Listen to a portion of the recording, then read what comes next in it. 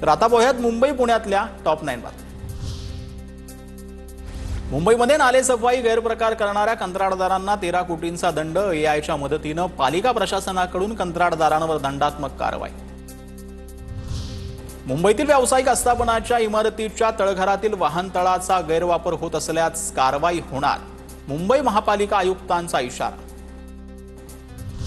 म्हाडाच्या जागेवरील पोलीस वसाहतींची दुरावस्था। म्हाडाकडून 27 पैकी 17 पोलीस वसाहतींचा पुनर्विकास करण्यात येणार। प्रस्ताव तयार। चारकोपचा राजा आणि कांदिवलीतील अनेक मंडळांचा पीओपी गणेश मूर्तींचे 2 ऑगस्टला विसर्जन। नैसर्गिक जलस्रोतात विसर्जन करण्यावरील बंदी न्यायालयाने उठवली। मरीन ड्राईव्हवर रविवार असल्याने समुद्रकिनाऱ्यावर गर्दी। रविवारचा आनंद द्विगुणित करण्यासाठी अनेक जण मरीन ड्राईव्हवर आले। हर्षद पाटील यांच्या आत्महत्येनंतर कंत्राटदार न्यायालयात दाद मागणार। 90,000 कोटींची राज्य सरकारकडे थकबाकी। मुंबई उच्च न्यायालय याचिका दाखल करण्याचा बिल्डर असोसिएशन ऑफ इंडियाचा निर्णय।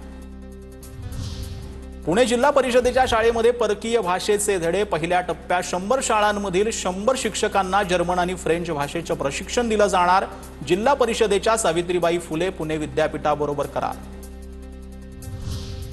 पुणेकरांच्या वाढत्या पाणी वापरामुळे जलसंपदा विभागाच्या मंत्र्यांनी बोलावली पालिकेची बैठक। पुणे महापालिका जास्तीचं पाणी वापरत असल्याचा आरोप। जलसंपदा मंत्री राधाकृष्ण विखे पाटील आढावा घेणार।